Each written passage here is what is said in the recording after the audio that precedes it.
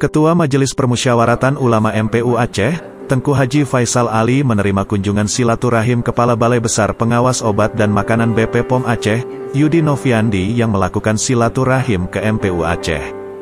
Dalam momen singkat itu, Abu Faisal menerima masukan-masukan terkait produk yang beredar di Aceh.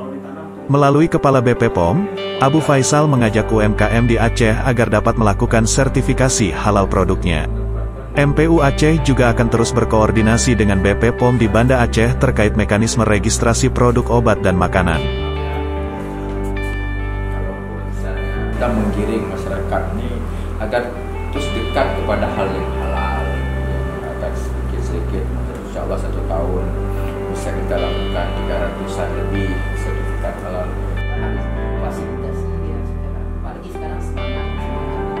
Di kesempatan itu, Kepala BP POM, Yudi Noviandi berkomitmen siap bermitra secara aktif dan berkesinambungan dengan MPU Aceh.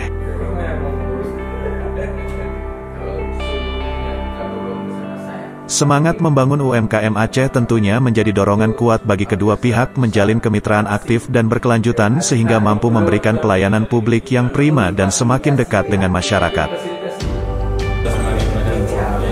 Terkait dengan pengawasan obat dan makanan.